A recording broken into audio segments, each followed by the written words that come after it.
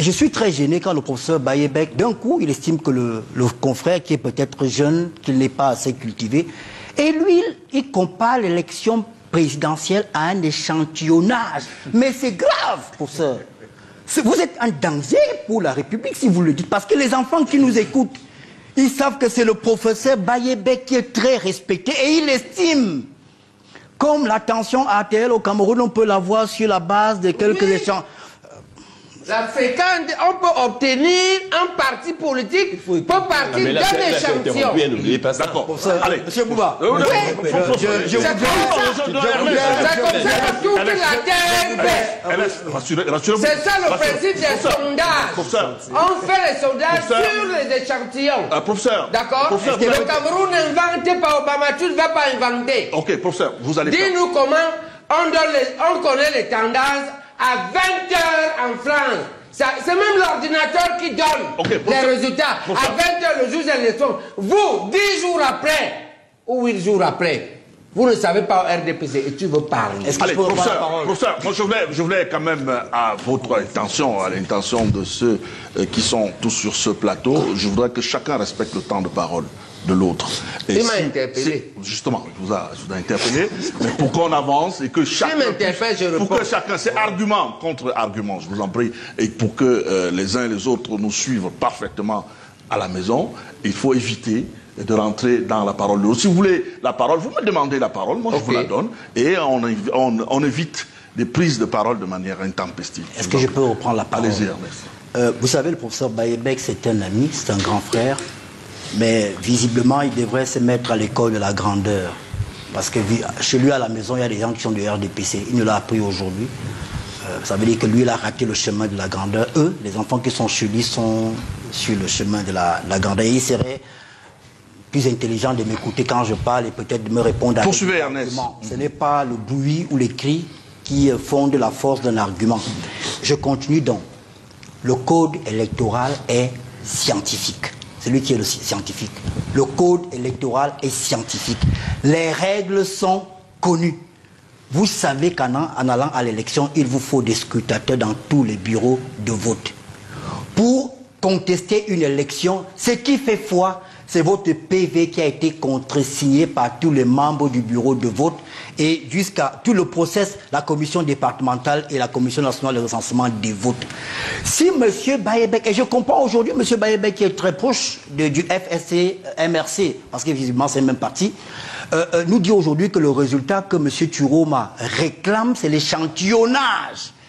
Dès qu'on gagne à Douala, on gagne à Gawa, on gagne, et je ne sais même pas sur quelle base on a gagné, on estime qu'on est président de la République. Monsieur, il faut faire attention, monsieur professeur Bayebek. Vous savez, les jeunes qui nous écoutent, parce que personne n'est jeune ici, hein, et cette affaire-là qu'on dit que les jeunes, c'est un jeune qui n'a... Personne n'est jeune ici. Nous sommes ici, nous parlons de la République. Et c'est très sérieux. Parce qu'au moment où on parle, il y a monsieur Biboundissa qui est en prison, à cause des errements des amis de monsieur, de maître Sim. Il est en prison jusqu'à présent. Il y a de nombreux jeunes Camerounais qui sont toujours en prison parce que M. Kamto a menti en 2018 qu'il a gagné les élections. Monsieur Djamen est là. Il sait et il me l'a dit à Mondo Vision que lorsque M. Kamto se déclare vainqueur en 2018, il n'avait pas de PV, il avait menti. Je suis gêné que Maître Sim, qui est mon avocat, qui a été mon avocat, qui est quelqu'un que j'apprécie, qui est sérieux, reprenne le même chemin du mensonge. Le chemin du mensonge. Mais Maître Sim, je suis même gêné d'être assis à côté de vous. Quand je sais qu'en 2018, vous avez menti aux Camerounais, que certains sont toujours en prison à cause de vous. Vous avez... M. Turoma est hanté par le MRC. Alors, parce que je vais vous dire, Bouba, je suis par là. Oui. Je connais M. Turoma.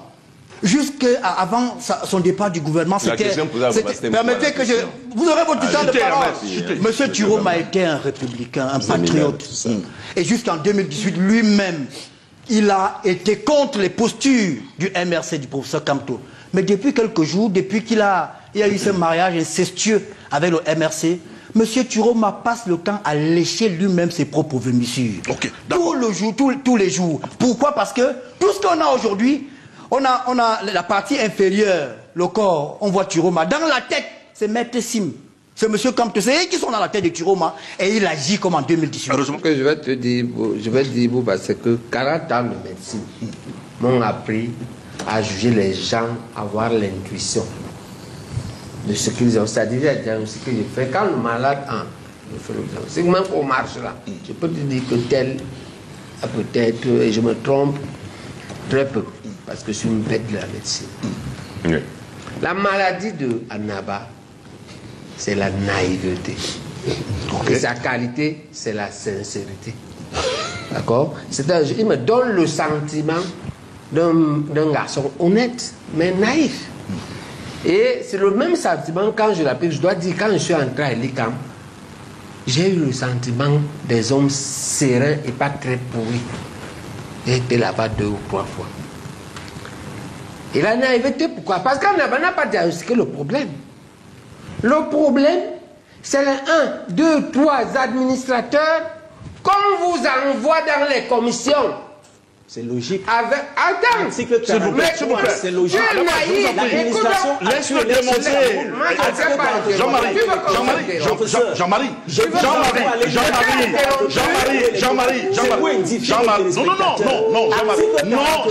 j'ai dit non. Jean-Marie, non, il vous a pas interrompu. Jean-Marie, là-bas, il ne vous a pas interrompu quand vous étiez en train d'énoncer les articles. Cette administration-là est par un chef qui en 2018 nous a servi 6 bandits blancs internationaux qui ont fui la queue basse à l'aéroport le dernier jour. C'est cet administrateur-là qui est un ancien épinglé par la CONAC pour aller en justice pour détournement de milliards à la campus. Celui que la Cour des comptes a accusé d'avoir détourné. C'est votre avocat qui a dit ça. Tout à fait. Avoir détourné 280 millions dans le Covid-Gate. Parce qu'il a vendu les kits. Un type qui a ces 3 accusations, je vais donc te dire ce qu'il fait. Et qu'on colle à Elekam, mais ce n'est pas Elekam. C'est là qu'on dit que tu es sincère. C'est lui qui dit au préfet et au sous-préfet comment ils vont changer les procès. Bon, il n'a pas dormi la nuit de dimanche à lundi. Il donnait des instructions à ça. On change les feuilles antérieures. On met les nouvelles feuilles. D'accord? Et pourquoi ça met 7 jours? Parce que le premier poste, c'est de tricherie après l'avant-poste. L'avant-poste, c'est l'intimidation des électeurs. Puis maintenant, le premier poste, c'est le chemin qui mène du bureau de vote à la commune. C'est pendant ce chemin-là que l'on change ça. Et pourquoi on a mis la commission, le préfet, la commission départementale? Parce que le préfet doit faire comme, vous savez qu'à la barrière, avant la barrière, il y a le noyau, non? Deuxième barrière, le préfet, qui a pour mission, et il vient. Comme il a la gendarmerie, il se tape la gendarmerie derrière. Il se tape sa grosse voiture. Et il dit qu'il est le chef de terre. Ok.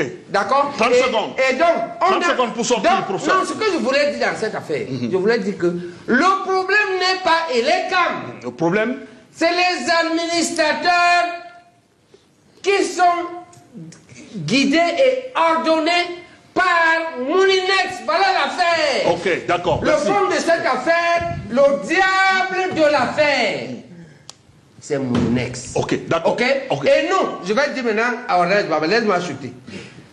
Tu as cité Jean-Jacques Rousseau. Il faut savoir que la pensée de Jean-Jacques Rousseau a abouti à la Révolution française. C'est-à-dire que le Cameroun écoute. Révolution française veut dire que on a égorgé le roi comme un poulet.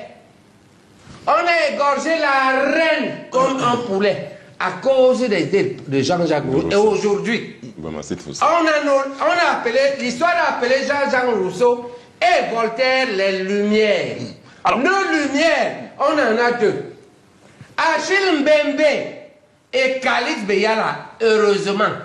Que disent nos Lumières? Ok, d'accord. Nos Lumières disent ce que je dis là. C'est-à-dire qu'un Chinois gagné, c'est les Lumières qui disent ça. Professeur, on revient. Ce n'est pas Moulinex et vous qu'on va suivre Obama. Ok, d'accord. Ce que l'on suit, nous on te dit à l'UPC, on suit les Lumières. Et les Lumières du Cameroun aujourd'hui C'est Achille Mbembe. Professeur. C'est Khalid Beyala. Professeur Okay. Allez écouter ce qu'ils ont dit. Khalid est votre grande sœur. Ok, d'accord. Parce que vous vous appelez... Le Cameroun, c'est comme ça. Hein. On quitte les partis politiques, on vient sur les ethnies. Ok, professeur. Vous êtes de la même ethnie que Khalid Beyala. Mais Khalid Beyala dit, comme l'évêque, on va sur l'évêque de Yagua. On choisit le bon diable. C'est les Lumières qui le disent. Ce qui vous attend, c'est la Révolution française. Professeur. Vous allez affronter les nordistes et les Aoussa. C'est grave. Je vous souhaite comme ça. Nous, on a dit qu'on ne va pas vous aider. Non, la consigne des Bassards et de l'UPC. Ça commence, on ne va faire la grève que si quelqu'un nous attaque. Professeur, s'il vous plaît. Vous allez vous rencontrer avec les Aoussa. Professeur, s'il vous plaît. Pas de stigmatisation. Je vous en prie. Pas de stigmatisation. Je vous en prie, pas de stigmatisation, pas de propos haineux sur ce plateau. Je vous en prie, on va rester responsable au Cameroun. Vous allez si vous voulez, rejoignez les Annaba et les Obama pour confisquer la victoire d'autrui. Ça, c'est votre problème, les mafias. D'accord, professeur, vous avez vu que personne ne vous a interrompu, vous avez vu. Vous allez permettre aux autres également d'élaborer. Alors, Ernest Obama, je reviens à vous. Quand on voit comment les choses se passent, est-ce qu'il y a un risque pour la paix? Bouba, dans une autre vie, nous avons été étudiants. Et on a eu le privilège d'avoir des enseignants comme professeur Ebga, à l'université de Yaoundé 1, à Yaoundé 2, des professeurs Boyo Massala et un certain autre. Et au collège de Paris, j'ai eu M. Youtou. Quand on est professeur d'université, cela suppose qu'on a une certaine élévation. Professeur, c'est la transcendance, surtout. Et un professeur qui hurle, qui aboie de l'ombre, et qui flirte un peu avec la grandeur et la lumière. Je suis très gêné. Pour revenir. Laissez-moi terminer. Cette précision. Ils ont parlé. Cette précision. Ernest, ce n'est pas tout. Ernest, je ne veux pas vous laisser vous engouffrer. Non, je vous coupe pas. Ça, c'est mon temps de parole. Je ne veux pas. Ça fait 20 secondes que vous m'avez coupé. J'ai aussi l'autorisation de vous relancer. 30 secondes. J'ai l'autorisation de vous relancer, Ernest. 40 secondes. Je voulais simplement vous dire que je ne souhaite pas que vous vous engouffrez sur ce... Je suis ressorti déjà. Ok. Maintenant, je suis à la porte de la sortie. Je voulais rappeler que je pense que les discours du genre Aoussa, Betty, Bamileke ne sont pas très commodes en ce temps. Professeur, moi je suis Camerounais. Je l'ai dit, Ernest. Écoutez-moi. Bon, non, c'est très sérieux. Ce que le professeur vient de dire est très grave. Je suis Camerounais. Entre 55 et 60. Professeur, arrêtez ça. Arrêtez ça, professeur. Les Bassards sont morts. 100 000 Bassards sont morts. Entre 54 et 64 pour ce pays. L'émission va finir. Vous êtes dangereux, professeur. Mais nous, on a perdu 100 000 morts. Vous êtes dangereux, professeur. D'accord. Et maintenant, vous le sécurisez et vous voulez confisquer le pouvoir. Avec des résultats. On va demander à Thierry Camteau. Tu dis la bêtise. Thierry.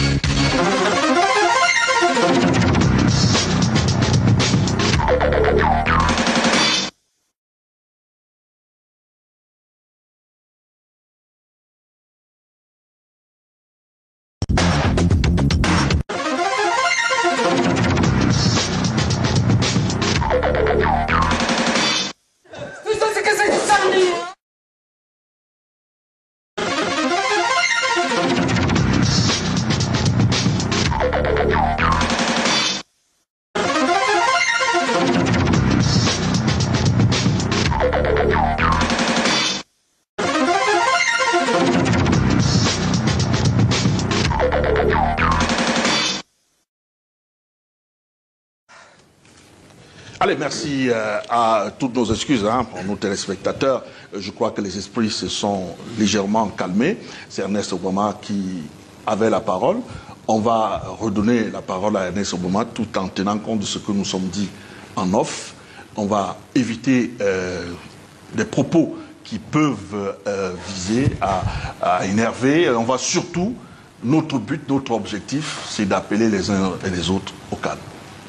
C'est l'objectif. Maintenant, la question, je vous relance sur cette question, est-ce qu'avec tout ce qu'on voit, tout ce qui se passe, est-ce qu'on peut suborder une certaine intention de vouloir mettre de l'huile sur le feu? Écoutez, je vais répondre rapidement, comme il y a toujours des gens qui sont là pour couper. Première chose, ce matin en venant, je me suis arrêté au Palais des Congrès, à la Commission nationale de recensement de vote. Je voulais voir l'état d'esprit, comment ça se passe. Je me suis assis à côté de Njoya Moussa. Je lui ai posé une question, comment ça se passe? Il m'a dit, ça se passe bien. Il nous reste une région, la région du centre. Et là, nous sommes dans la diaspora. Ils étaient au Nigeria. Je lui ai demandé qui a gagné dans le Vouri. Il m'a dit Chiroma. Sur le plateau ici, les gens nous disaient qu'il y a eu les fraudes. Comment Chiroma a fait pour gagner à Douala dans le Vouri? Ah, tu la vois. Oh, taisez-vous, mais c'est pas possible. Est-ce qu'on peut faire cette émission? Mais c'est pas possible. Qu'il me laisse parler. Comment Chiroma a gagné à Douala? Il ne peut pas gagner ailleurs. Taisez-vous. Taisez-vous, professeur. Respectez-vous. Respectez-vous. Vous êtes professeur d'université. Calmez-vous, professeur. Il me laisse parler. Il me laisse parler parce que vraiment, il faut être sérieux là. Le professeur est en train de blaguer. Ici, à Yaoundé, il n'a pas de problème. Mais il y a des Camerounais, on a brûlé. Sur ma préoccupation. On a brûlé la... Bouba, sur ma préoccupation. Est-ce que vous pouvez... Sur ma préoccupation. Il est en train de hurler. S'il arrête d'aboyer, je peux parler. Vous avez la parole, mais professeur, vous allez permettre qu'il aille au bout. Je vais vous donner la parole. Rassurez-vous, je vais vous donner la parole. Demandez. On ne joue pas avec elle comme ça. Professeur, demandez. Si tu es fort, tu peux me taper. Mais ça peut être très mal. Professeur, vous pouvez. Professeur, demandez la parole, je vous la donne. C'est aussi simple que ça. C'est que moi, j'ai perdu mes deux grands-parents là-dedans. Professeur, s'il vous plaît. Professeur Baïbek, vous permettez... Toi, tu as perdu un parent. Vous permettez... Moi, j'ai tout perdu. Vous permettez... Pour le Cameroun. Vous permettez qu'on avance. Et des énergumènes comme ça. Professeur, on va éviter vraiment des injures. On évite des injures pour l'hygiène. On évite des injures. J'ai perdu 100 000 personnes. On vous avait dit, on vous a compris, professeur. Donc, ne me touchez pas. Ok, d'accord, on vous a compris. Alors, Ernest... Issa Chiroma, selon les chiffres, j'ai parlé à un membre de la commission, je cite son nom en direct, Njoya Moussa, il m'a dit dans le Vouri, Issa Chiroma a gagné. Là, il n'y a pas de fraude, n'est-ce pas? Quand c'est Paul Biya qui gagne, il y a fraude. Deuxième chose, j'ai entendu sur ce plateau quelqu'un dire que le Cameroun est assis sur un volcan. Ben oui! Parce que ce volcan, c'est un volcan artificiel qui a été fabriqué. Monsieur Kamte nous a dit, au cours de son meeting de Paris, que pour que Diomaye Faye arrive au pouvoir, les gens sont morts. Donc, il a fait l'apologie de la mort à Paris. Et c'est ce qui est en train d'être fait aujourd'hui. On envoie des jeunes dans la rue. Ils sont descendus à Tchang. Ils l'ont fait à Limbé. Ils ont tenté de le faire à Douala. On est au courant que l'idée, c'est que le jour de la proclamation, écoutez bien le terme, proclamation des résultats, ils vont envoyer les jeunes dans la rue. Mais sauf que je veux parler aux jeunes. Bouba, vous avez demandé qu'on parle aux Camerounais. Oui, je veux dire aux jeunes Camerounais qui nous écoutent qu'au moment où M. Sim est assis sur le plateau ici, M. Bibou Nissa qui est en prison. Comme M. Ndjamen qui est assis là-bas a passé... Laissez-moi parler, laissez-moi parler. Vous êtes responsable. Vous êtes responsable. Vous avez envoyé les gens dans la rue. Vous avez envoyé les gens dans la rue. Vous avez envoyé les gens dans la rue. Je chute. Chaque fois qu'on me coupe, je suis obligé. Oui, ne personnalisez pas le débat. Je continue en disant que les jeunes qui nous écoutent, les enfants de ceux qui vous envoient dans la rue ne sont pas au Cameroun. Ils sont chez eux, ils vivent tranquillement.